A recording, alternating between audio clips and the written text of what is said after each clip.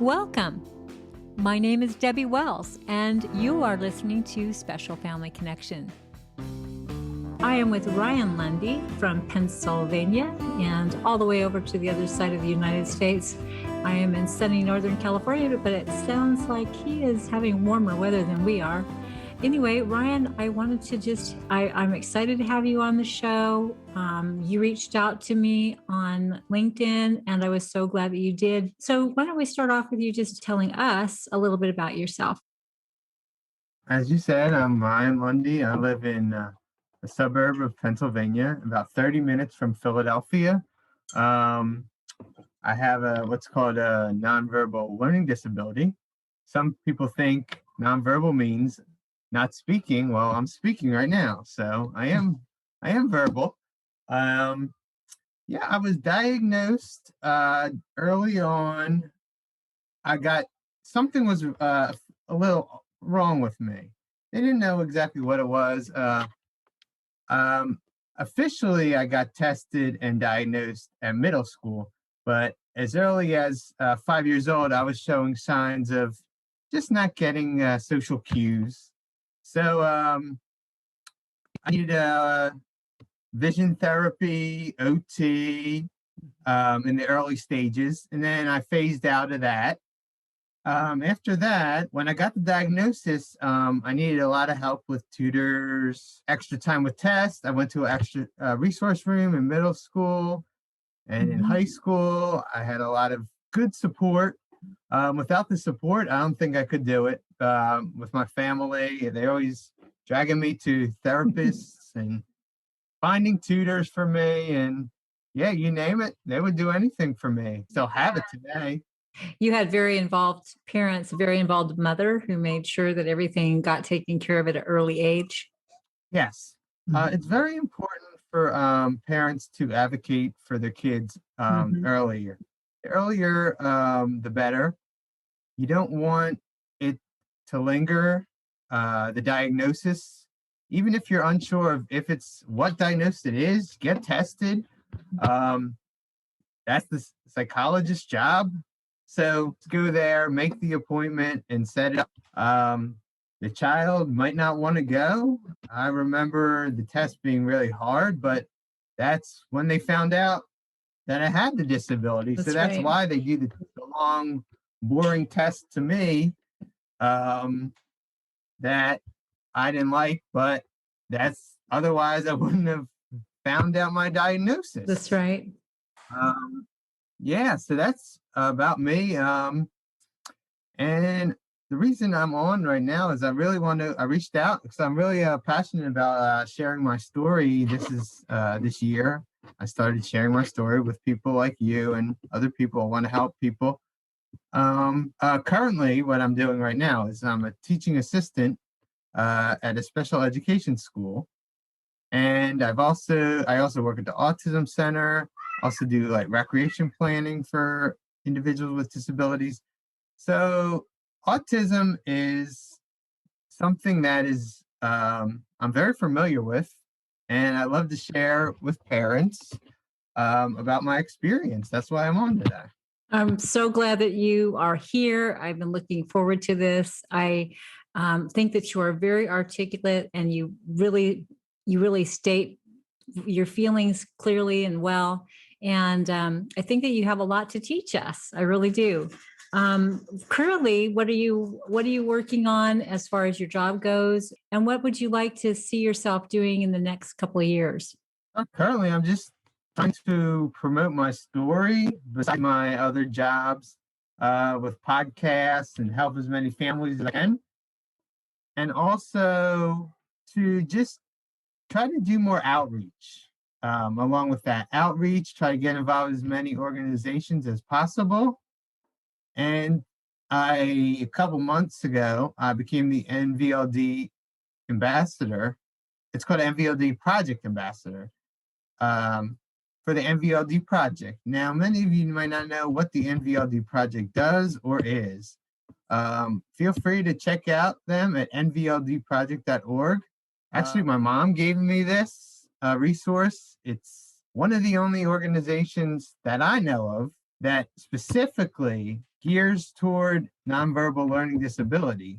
They do research about it. They have articles. They have people like me write articles and promote. I'm actually going to get interviewed in a couple weeks for that.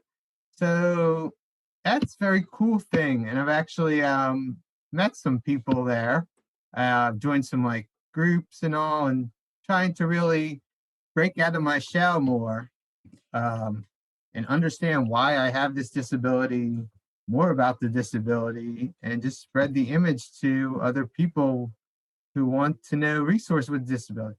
In the next couple of years, well, I just got some exciting news about a month ago too. I am planning on moving to Florida, and I got a job as a teaching assistant at a special education school.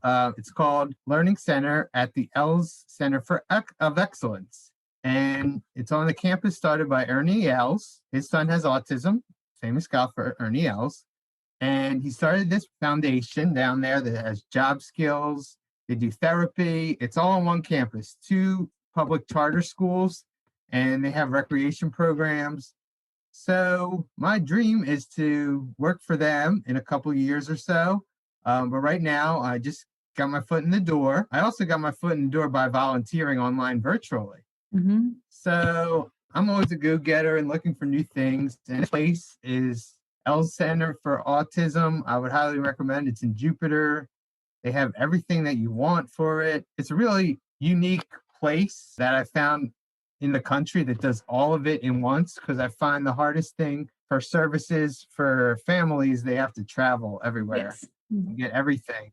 So this campus is just everything you need in one campus, and they're growing. And I'm really excited to finally move down there. My family is going to help stay down there for a little bit and come back and forth. But I've always wanted to move somewhere besides where I'm living right now. And I've always tried, but it's never worked out. And I got this job on my own. There wasn't even a job interview posted.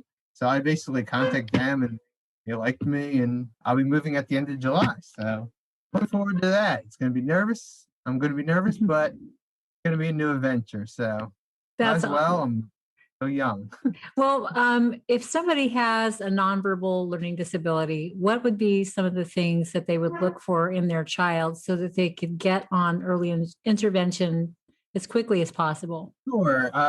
Not getting a lot of like social cues, jokes, movies, stories, just not really having a lot of socialization skills. I lacked a lot of those skills. I lacked the fine motor skills. That's why I needed the OT and the vision therapy.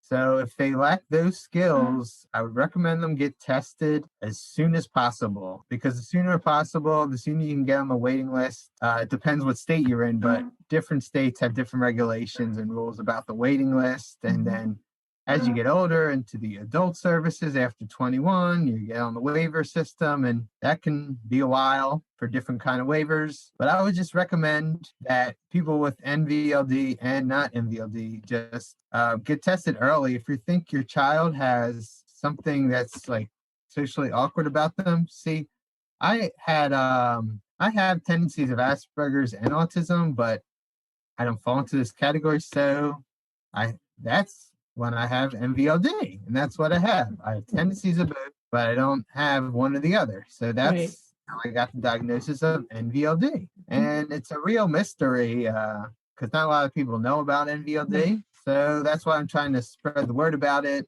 through the NVLD project and help families. And I really am unique because I living with NVLD, and I also work in the field with disabilities. So I can really relate to both aspects. My parents sacrifice a lot of their weekends just doing things with me, because a lot of these parents just have to give up their weekends and hours, and it's draining to them. But they love you. And so it was worth every moment for them, I'm sure, because now they have this wonderful young man who's leaving the nest and he's going out to help other people and other children who probably didn't have parents that were as involved as yours was. And they need you. You brought up the subject of the Ernie Els Institute. Could you tell me a little bit more about what that does? If there's an age group that it caters to, and what types of things they help students with? Sure. Well, there's two separate schools that are not owned by the foundation, but are on the same campus, so they pay them rent. They pay the foundation rent. Um, so the school I'll be working with is ages 5 to 14, and then they go to another school on the same campus, 14 to 21, and then the adult services are at the foundation is 21 up, and they're actually this summer building a new adult services building. It's going to have fitness studio, a drive-through. They're establishing their day program. That's been going good. They also do stuff in the community where they find people jobs. They have a jobs program. So they're really active in the community, and they also have therapy.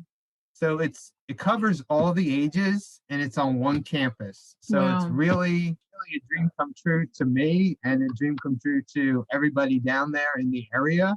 Looking also to have all the services one and not drive 20 million different places Mhm. to get to the services, which this is very rare, which this is needed. They're also going to try to build, like, later down the line, recreation center. I mean, they have a golf course, they have a tennis court and basketball. So they have recreational programs, yoga. I got involved in the Adult Connection Club, which is just a socialization club for adults with, they have 21 and up, and then they have 21 and below. So just to get involved for socialization. They just have a lot of events there. So I'm really looking forward to just getting involved as much as I can on the campus and expanding my career down there. I'm really excited for you. I can hear it in your voice that you're just ready to go out on your own and prove yourself and help as many people as you can. It sounds like you have a passion for helping people. I like what I hear from you, because I know one of the things I have discovered in the years that I have spent working with special needs families is that there here on the West Coast, there's a lot of programs for kids that are under 18. But then you start getting in the transitional period where you're going from being a kid into an adult, and making that leap from living at home to living on your own. And some of the programs can fall short.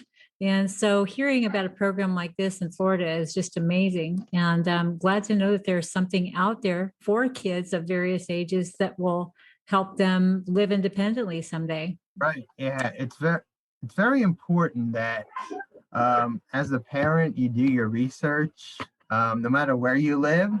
because each state is different, as you know, and different states have different regulations and rules with funding. It's all about funding and the grants, and you just have to do your research. I researched this foundation. It took me a while to find this foundation in Florida, and I was like, this is it. I mean, I'm also involved in, I do a lot of involvement in Best Buddies. I got a citizens program where I match up with another person with out of disability, and we just correspond now virtually with things, have events online. But that's a great organization too. I would recommend Best Buddies to people, and also I'm a big sports guy, so Mhm. Special Olympics too. I've coached them in the past. They're both of them are trying to be in every state, so most of the states have both of those organizations. So just get involved with any organization you can. If you like sports, the Challenger is also a good one. Your local recreation departments, they might not have a program for people with disabilities, but if you could try to create one. I know a lot of parents create their own nonprofits. Mhm. That's a lot of pressure on them, but I give them credit for that. Any ways to get involved, the more parent involvement, the better, because you need that support group. I know it could be taxing at times for the parents. It was taxing for my parents at times, but just do your research and stay positive. It's hard to at times, but you can do it. Everybody's unique. I can't think of adding anything better to what you just said. I think your advice is incredible. And I have to take my hat off to you and all the things that you've been able to overcome. Your parents as well. I think you and I talked about having your mother and your sister come and be interviewed on the podcast as well. So we could get kind of a glimpse into things from their perspective. And I would love that because your mom has obviously gone out of her way to keep you involved. And I'd like to know what her connections were, how she went about doing things. It's probably different there in Pennsylvania than it is in California. And then there's probably some similarities. But I'm very proud of you coming from a mom and a grandmother of somebody with special needs. And you're accomplishing the things that I wish and pray and hope for my own grandsons. So thank you for giving me hope. And thank you for giving other parents and grandparents hope that their children can overcome their issues and go on to lead happy, productive, independent lives. Yeah, thank you. I would just also add that the child is unique. You have to find something that they're good at. So about later in life, whether they will be moving out or not moving out, like if you could just set them up for the future, I would say do like a special needs trust that my parents set up for me. Also like volunteering or job skills. That's when like you find something that they're interested in and you run with it. The earlier, the better. I know they could, well, in the school to develop the skills, but once you hit that 21 mark, you got to really know what you got to have it all in mind. Because if you're 21 and you don't have things in the place, it's not going to be pretty. All I can say, I've had a lot of clients that their parents are trying to, they were like 22, 23, they're trying to get on the waiver system, and it's just, they're going to be waiting for a couple years, maybe longer. You need to start earlier with all that transition stuff. It needs to start in high school, actually. You need to start getting them prepared for that and getting signed up for programs that do have those wait lists. Right. You got to find their talent and their skill, whatever that may be, and really just hone in on that and know their limits too, because a lot of the parents that I've dealt with try to push their son or daughter, which is okay in a way, but sometimes they over push, and then I see that they can only do certain much. I mean, maybe they can develop other skills, but you got to know the limits of your child, and you got to find their strengths. We can't live through our children. We have to let them live their own lives and live the purposes that God gave them as an individual. They've been gifted with their own gifts and talents. And like you said, find what they're good at. My daughter, she's 42. She has Fragile X syndrome, which is similar to autism. And she, from an early age, showed a love of photography. So got her cameras. We got her set up in anything that she needed. She's going to college now to get her photography certificate. She has come out with a body of work that's just amazing. And I'm very proud of her. So now we're getting her set up with a website where she can have a gallery, show her work. And there's some neurologists in the area who want to sponsor a show for her so she can actually have an art show of her work. So yeah, you're right. You have to find what they're good at. Don't push too hard. Let their own passions lead them. Right. That's great that your daughter's doing that. It's awesome. I would love to view that show whenever that may be, or the website. Yeah, I'll definitely promote that. Yeah, I'm just a big connector in the field. I just want to help people as I can and advocate, basically. I'm here to advocate and try to, hopefully down the line, maybe change some policies and the rules of the system, because the system to me is just after I keep mentioning this, but after 21 it's broken, basically, to me, in Pennsylvania. That's Pennsylvania, but I don't know how it is out there, but there's not enough programs after 21, and that's why this health center is great, because it's all in one. Like they transition you from 5 to 21 and up, so it's like you don't have to leave the place to go anywhere.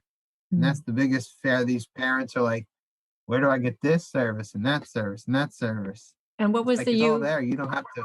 What was the URL of the Ellis Institute again? You could just look up, Google the Ellis Foundation in Jupiter, Else. Florida. Okay, we'll do that. One more thing, if one quick question: at your age, the age that you are, what do you find is probably the single most difficult thing you face? Well, right now I'm 35 and I don't have a girlfriend.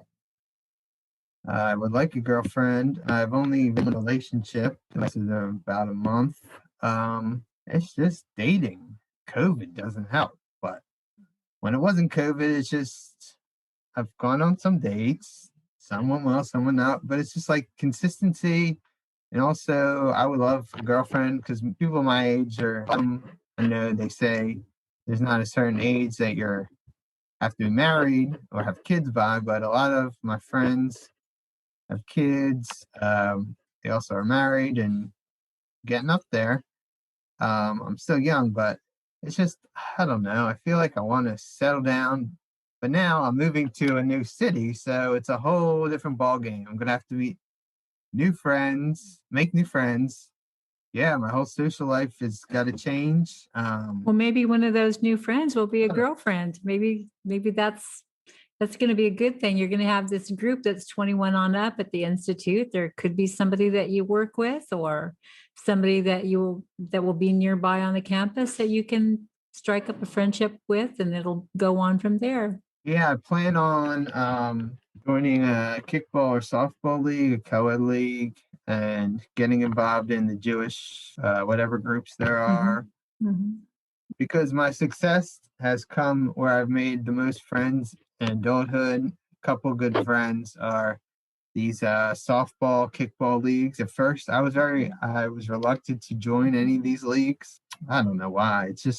I just regret it, and I finally did it. And then I signed up for another league, and now I'm actually going to start a league on Sunday. And hopefully, I'm actually doing this league with a guy I met from another league. So good. That's the most success I've had. There really isn't anything like dating apps for disabilities. There probably is something, but not for my level. So that's the hardest struggle I'm really having at my age, like trying to maintain friendships. And I get very frustrated if people don't get back to me, impatient sometimes with trying to make plans. And I'm trying to reach out to people and they just basically ghost me and don't get back to me. Yeah. So it makes me really sad. But that's my biggest struggle right now. Well, I think probably after hearing this podcast, maybe you might be contacted by a couple of ladies. Who knows? Anyway, well, listen, Ryan, Yes. I'm not gonna keep you much longer, but I think you've been amazing. I think you've shared some information that will be very valuable to a lot of people. You're going to give hope to a lot of parents and to a lot of people who are just like yourself, who don't think that there's anything for them after they leave school. You're showing that there is. So I really am thankful that you're here telling your story. Thankful is a great word. Mm-hmm. You got to appreciate what you have. My mom was always talking about gratitude. So I've shifted my mindset trying this year. It's hard for me because I'm always living in the past, thinking about the future and not in the present. So a word of advice is to the parents also is thankful for every day you have with your individual child, or if they have more than one individuals with disabilities and without. But yeah, my parents are always saying what good things I do, even though if we fight a lot, and it's important to have a good support group. So I'm very honored to be on this podcast and hope people enjoyed it. Well, I'm honored that you decided to be here and talk to some old lady clear across the United States. Thank you so much. And I'm looking forward to talking to your mother and your sister as well. Sounds great, definitely. Well, best of luck to you. I'm excited for your move, and I would like to have you back on once you start so you can kind of talk about the Institute and everything or the foundation and everything that's going on with you. Oh, I would definitely love to do that. That's great. Thank you very much. So now you'll have to be a regular and keep us up to date on everything you're doing. So I will. Okay. Thank you, Ryan. You have a nice night. I'm going to make dinner now. We're having hamburgers. So. Oh, enjoy. Okay. It was Hey, great. I think I don't even have to wish you luck. I just know you're going to do great. I know you are. So, anyway, nice talking Thanks. to you. Stay in touch. I will. Yeah. I will. Anyway, till next time, okay? All right. Okay, Have a bye-bye. good one. You Bye-bye. too. This is Debby Wells with Special Family Connection, and thank you for listening. Please feel free to visit us at specialfamilyconnection.com, where you will find more news, information, and past episodes of my podcast. Special Family Connection podcast episodes are available on all major distribution labels. If you would like to help us out with a financial contribution, please look for the link on my homepage at specialfamilyconnection.com.